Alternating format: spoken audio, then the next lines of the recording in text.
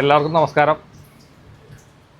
ഇന്ന് മെയ് 2 അപ്പോൾ മെയ് 2 ഒരു ചെറിയ പ്രത്യേകതയുണ്ട്. എൻ്റെ ബർത്ത്ഡേ ആണ്, ഞാൻ ജനിച്ച ഡേ ആണ്.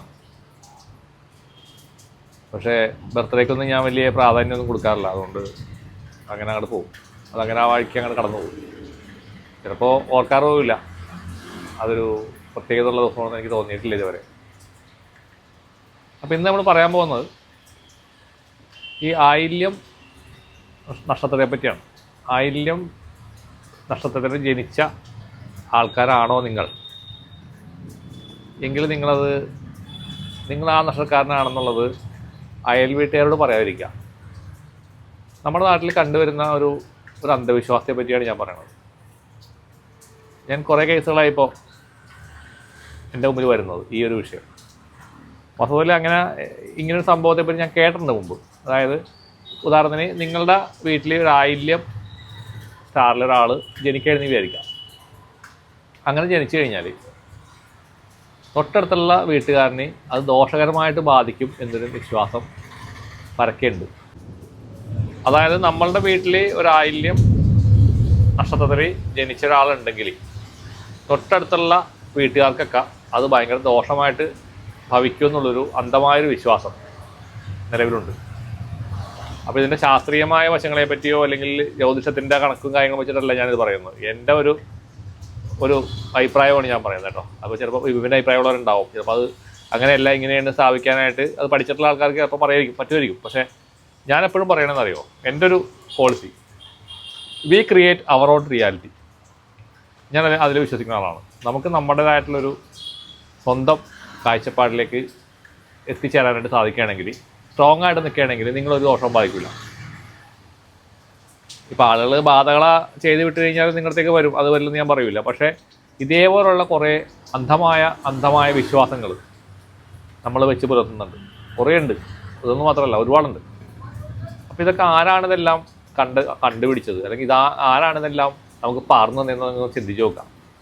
ഇതിങ്ങനെ കൈമാറി വരുന്ന സംഭവമാണ്. ഒരാൾ വേറെ ആൾ പറയുന്നു, അയാൾ അടുത്ത ആൾ പറയുന്നു. പക്ഷേ ഇത് ശരിയാണോ, അങ്ങനെ ഒരു സംഭവം ഉണ്ടോ എന്നുള്ളതിനെ പറ്റിയൊന്നും വ്യക്തമായിട്ട് യാതൊരു ഐഡിയയും ഈ പറയുന്ന ആൾക്കാർക്ക് ഉണ്ടാവില്ല. ഇപ്പോൾ ഉദാഹരണത്തിന് ഈ പീരീഡ്സ് ആവുന്ന സ്ത്രീകളുടെ കേസ്. പീരീഡ്സ് ആവുന്ന സ്ത്രീകൾ സാധാരണ അശുദ്ധി എന്നുള്ള രീതിയിലാണ് പറയപ്പെടുന്നത് അല്ലേ. മഹാകാളി ഹീലിംഗ് ചെയ്യാനായിട്ട് എൻ്റെ അടുത്ത് ലേഡീസ് വരുന്ന സമയത്ത് അവർ ചോദിക്കും, സാറേ നമ്മൾ പീരീഡ്സ് ആയിട്ടിരിക്കുകയാണ്, ഈ സമയത്ത് ചെയ്യാൻ പറ്റുമോ? ഇന്ന് ചെയ്യാമെന്ന ഒരു സ്ത്രീക്ക് ഇതുപോലെ പീരീഡ്സ് ആയ സ്ത്രീയായിരുന്നു. നമുക്കത് ബാധകമല്ല. നമ്മളതെല്ലാം ആ ഇരുപ്പിൽ തന്നെ കംപ്ലീറ്റ് ബാധകളെ റിലീസ് ചെയ്ത് കളയും. അതാണ് മഹാകാളി ഹീലിംഗ്. കാരണം ശുദ്ധി അശുദ്ധി എന്ന് പറഞ്ഞൊരു സംഭവം എന്നെ സംബന്ധിച്ചില്ല. ഞാനതിൽ വിശ്വസിക്കണില്ല. എന്താണ് ശുദ്ധി, എന്താണ് അശുദ്ധി, അങ്ങനെ ഉണ്ടോ? മനസ്സിൻ്റെ ശുദ്ധിയാണ് പ്രധാനം. അല്ലാതെ പുറമേ നമ്മൾ കുളിച്ച് കുറിയും തൊട്ട് ഇരുന്നുകൊണ്ടൊന്നും ശുദ്ധത ഉണ്ടാവുന്നില്ല. നമ്മുടെ ഉള്ളിലാണ് ശുദ്ധിയിരിക്കുന്നത്. നമ്മൾ മനസ്സ് ശുദ്ധമാണ്, നിങ്ങൾ ശുദ്ധിയുള്ളതാണ്. നിങ്ങൾ കുളിച്ചില്ലെങ്കിൽ പോലും ശുദ്ധി ഉണ്ടാവും. അതാണ് എൻ്റെ ഒരു വിശ്വാസം. നിങ്ങളുടെ വിശ്വാസം നിങ്ങൾക്ക് കേട്ടോ, എൻ്റെ വിശ്വാസം എനിക്ക്. ഞാനതിൽ സാറ്റിസ്ഫൈഡ് ആണ്. ഞാൻ ചെയ്യുന്ന കാര്യങ്ങളിൽ അതെല്ലാം പ്രാക്ടിക്കലി അത് കറക്റ്റായിട്ട് എനിക്ക് കിട്ടുന്നുണ്ട്. അതിലാണ് ഞാൻ വിശ്വസിക്കുന്നത്. പ്രായോഗികമായിട്ടുള്ള എൻ്റെ ഒരു നോളജാണ്, അല്ലെങ്കിൽ എൻ്റെ ഒരു അറിവിലാണ് ഞാൻ വിശ്വസിക്കുന്നത്. എൻ്റെ അനുഭവങ്ങളിലാണ് വിശ്വസിക്കുന്നത്. അപ്പോൾ അതേപോലെ തന്നെയാണ് ഞാൻ ഈ പറഞ്ഞ ഈ ആയില്യം സ്റ്റാറിൽ ജനിച്ച ആളുകളുടെ കാര്യം. ഇപ്പോൾ പറഞ്ഞു വരുമ്പോൾ ഇപ്പോൾ നിങ്ങളുടെ അടുത്തൊക്കെ ഉണ്ടാവും ആയില്യക്കാർ. നിങ്ങൾ അതിനെപ്പറ്റി ചിന്തിക്കാത്ത ആൾക്കാരാണെങ്കിൽ കുഴപ്പമില്ല. പക്ഷേ ഇങ്ങനെയുള്ള കാര്യങ്ങൾ കേൾക്കുമ്പോൾ, ഒരാൾ പറഞ്ഞു കേൾക്കുമ്പോൾ നമ്മുടെ ഉള്ളിലോട്ട് ഈ ഒരു സാധനം കയറി വരികയാണ്. ആ ഒരു നെഗറ്റീവായ ഒരു തോട്ട് കയറി വരികയാണ്. അപ്പോൾ നമ്മൾ വിചാരിക്കുമോ അങ്ങനെ ഉണ്ടാവുമോ, അങ്ങനെ ഉണ്ടെങ്കിൽ അത് പ്രശ്നമായിരിക്കുമല്ല. ചിലപ്പോൾ ആ സമയത്തായിരിക്കും നമ്മൾ വണ്ടിയിൽ നിന്ന് ചിലപ്പോൾ മറിഞ്ഞൊന്ന് വീഴണത്. അപ്പോൾ നമ്മളപ്പം കണക്ക് കൂട്ടും, ഇത് അതുകൊണ്ടാണ്, അയാളവിടെ ഉള്ളതുകൊണ്ടാണ് സംഭവിച്ചത്. അപ്പോൾ സ്വാഭാവികമായിട്ട് പിന്നെ ആ ശത്രുത്വം നമ്മുടെ ഉള്ളിൽ ഡെവലപ്പ് ആവുകയാണ്. അപ്പോൾ ആ ഒരു ആയില്യം സ്റ്റാറിൽ ജനിച്ച ആ വീട്ടുകാരോട് തന്നെ വൈരാഗ്യബുദ്ധി നമ്മുടെ ഉള്ളിൽ ഉടലെടുക്കുകയാണ്. ആ വ്യക്തിയോടുള്ള വൈരാഗ്യബുദ്ധി വളരെയധികം കൂടിയാണ്. അപ്പോൾ അവിടെ ആരാണ് അവിടെ ആക്ച്വലി ഒരു ശത്രുത ഉണ്ടാക്കണത്? നമ്മൾ തന്നെയല്ലേ. അവരിത് അറിഞ്ഞിട്ട് പോലും ഉണ്ടാവില്ല. അവർക്ക് ഈ ഒരു തത്വം അല്ലെങ്കിൽ ഈ ഒരു അറിവ് ആ ആയില്യം സ്റ്റാറുകാർക്ക് അവർ കേട്ടിട്ട് പോലും ഉണ്ടാവില്ല. ഇപ്പം ഇത് എൻ്റെ വീഡിയോ കാണുമ്പോൾ ചിലപ്പോൾ കുറേ പേർക്ക് ഇത് ഈ ഒരു പുതിയ അറിവായിരിക്കാം. പക്ഷേ നാട്ടിൽ ഇങ്ങനെ ഒരു സംഭവം ഉണ്ട്. അതുകൊണ്ടാണ് ഞാൻ ഇവർ പറയുന്നത്. അപ്പോൾ അതുകൊണ്ട് നിങ്ങൾ അങ്ങനെ ഒരു സംഭവം ദയവ് ചെയ്ത് അങ്ങനത്തെ ഒരു സാധനം ക്രിയേറ്റ് ചെയ്യാതിരിക്കുക. അങ്ങനെ ചെയ്തു കഴിഞ്ഞാൽ നിങ്ങൾ തന്നെയാണ് നിങ്ങളുടെ ശത്രുവായിട്ട് മാറുന്നതെന്നുള്ളൊരു വലിയൊരു യഥാർത്ഥം അതിൻ്റെ പുറകിലുണ്ട്. ഇപ്പോൾ എനിക്കറിയാവുന്നൊരു കേസുണ്ട്.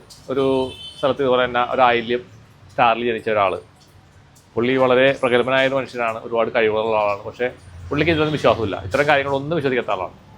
പക്ഷേ അടുത്ത വീട്ടിലെ ആൾക്കാർക്ക് ഇതേപോലുള്ള പരിപാടികളൊക്കെ ചെയ്യുന്ന ആൾക്കാരാണ്.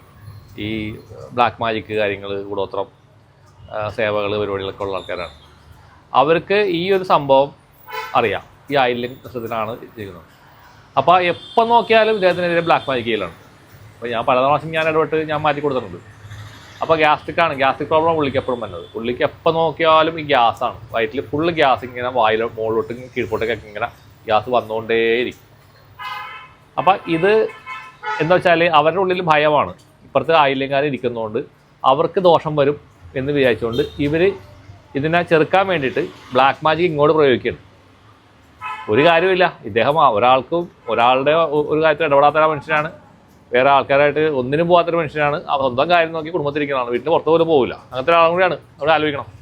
കുടുംബത്തിലേക്ക് മൊത്തത്തിൽ ദോഷമായിട്ട് വരും. അപ്പോൾ ആയില്യം നക്ഷത്രക്കാരനാണ് ദോഷം വന്നേക്കണം അവിടെ, അപ്പുറത്തെ വീട്ടുകാരനല്ല. അതാണ് നമ്മൾ മനസ്സിലാക്കേണ്ട ഏറ്റവും വലിയ തമാശ. അപ്പോൾ ഇതേപോലെ നിങ്ങളുടെ തെറ്റായ വല്ല ധാരണകളോ ചിന്തകളോ ഒക്കെ ഉണ്ടെങ്കിൽ ദയവ് ചെയ്ത് ഇത്തരം കാര്യങ്ങൾ മാറ്റുക. ഇതെല്ലാം ഞാൻ പറയും, ഇതെല്ലാം അന്ധവിശ്വാസമാണെന്ന് പറയും. കാരണം നിങ്ങൾ നിങ്ങളുടെ കർമ്മത്തിലൂടെ മുന്നോട്ട് പോവുക, നിങ്ങളുടെ ആ ഒരു ജപത്തിലൂടെ മുന്നോട്ട് പോവുക, ദേവിയുടെ സാധനയിൽ മുന്നോട്ട് പോവുക. നിങ്ങളാർക്കും ഈ നക്ഷത്രക്കാരനോട് ജനിച്ചുകൊണ്ടൊന്നും സംഭവിക്കാൻ പോകുന്നില്ല. ആ ഒരു റിയാലിറ്റിയിലേക്ക് നിങ്ങൾ എത്ര എന്നുള്ളതാണ് എനിക്ക് പറയാനുള്ളത്. എൻ്റെ ഒരു എക്സ്പീരിയൻസ് വെച്ചിട്ട് ഞാൻ പറയാണ്, അതൊരിക്കലും സംഭവിക്കില്ല അങ്ങനെ. പിന്നെ യാദൃച്ഛികമായിട്ട് എന്തെങ്കിലും സംഭവിച്ചു കഴിഞ്ഞാൽ അത് അയാളുടെ മേലിലോട്ട് ഇടാതിരിക്കുക. അപ്പോൾ അയാൾ എന്ത് പഴിച്ചു? അയാളൊന്നും അറിയാത്ത ഒരു മനുഷ്യനാണ്, പാവം മനുഷ്യരായി. അപ്പോൾ അതുകൊണ്ട് ദയവ് ചെയ്ത് അങ്ങനെ ചെയ്യാതിരിക്കുക. എല്ലാവർക്കും നന്മ വരട്ടെ. നന്ദി, നമസ്കാരം.